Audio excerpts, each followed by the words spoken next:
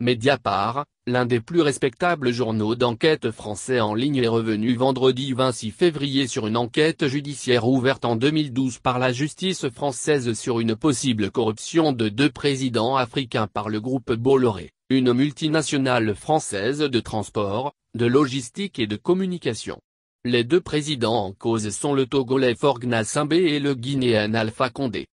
En effet, M. Vincent Bolloré, actionnaire majoritaire de la multinationale, vient d'avouer sous serment devant le tribunal judiciaire de Paris sa culpabilité dans cette affaire en reconnaissant être l'auteur du financement des campagnes présidentielles de ces deux présidents africains en échange, d'une part, de la prolongation de sa concession portuaire du port de Lomé pour le premier, et d'autre part, de l'acquisition de la gestion du terminal à conteneurs du port autonome de Conakry pour le second.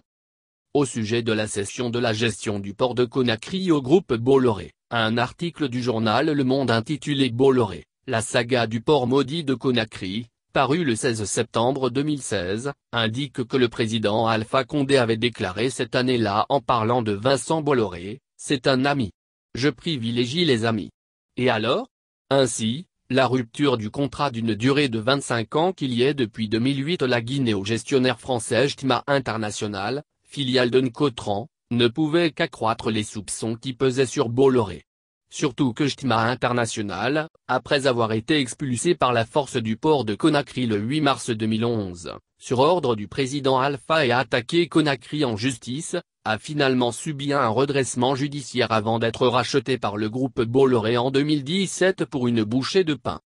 Dès lors, ces aveux du milliardaire français suffisent aujourd'hui pour mieux comprendre pourquoi le président guinéen s'obstinait avec autant d'énergie à se faire maintenir au pouvoir à tout prix. Car, s'il y a une vérité que cette affaire dévoile, c'est bien d'aider à comprendre que ce n'est pas seulement la campagne présidentielle de 2010 du candidat Alpha Condé que le groupe Bolloré a financée, mais aussi celle de 2015 et 2020. Aussi, elle révèle que ce n'est pas un hasard si en 2014, le groupe Bolloré a décidé d'offrir son appui au projet des Blue Zones du président Alpha en assurant le financement du premier projet de ce genre dans la capitale guinéenne. Or, il n'est pas nécessaire d'avoir un cerveau comme Einstein pour comprendre que tous ces gestes ne sont pas sans contrepartie. Cela demande obligatoirement des retours, voire des dettes à rembourser. C'est pourquoi depuis lors se sont enchaînés, parjures, violations de constitution, répression barbare de manifestations, arrestations et emprisonnements arbitraires d'opposants au régime, tueries fantaisistes de populations civiles par les forces d'offense et d'insécurité, interdiction de broncher à toute voix discordante, et ainsi de suite. Pire, le président de la République une fois réélu à la suite d'une présidentielle pourtant entachée d'opacité et de tours de passe juridico-politiques, au lieu de se tourner vers l'avenir en tâchant de rassembler les Guinéens pour construire le pays, s'est plutôt engagé dans une lutte sans merci contre l'opposition en cherchant à l'écraser totalement, se laissant ainsi entraîner dans une chasse aux sorcières qu'il refuse pourtant d'admettre. Les récents événements de déguerpissement orchestrés à Conakry par son gouvernement dans un soi-disant projet de récupération des domaines de l'État ainsi que sa déclaration publique de ce vendredi 26 février devant la presse en font foi.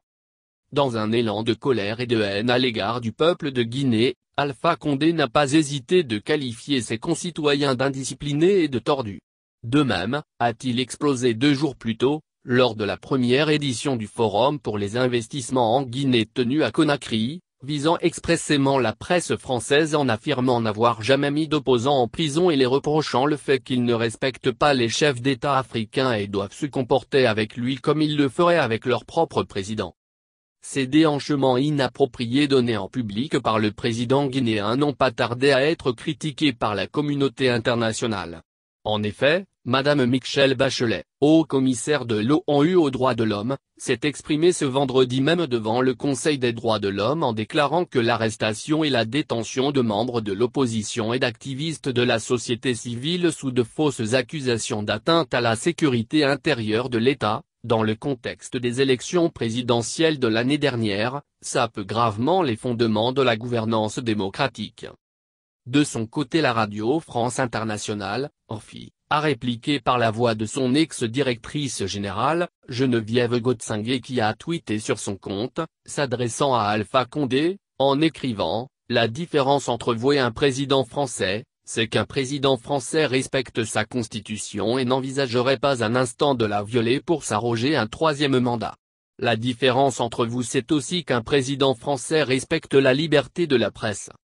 Autant de honte pour le pays tout entier que pour un homme politique qui aura consacré un demi-siècle de sa vie dans la lutte politique et dans un soi-disant combat pour la démocratie et la libération de son peuple, qui ne peuvent laisser la conscience citoyenne sans un électrochoc et sans humiliation face au regard du monde extérieur.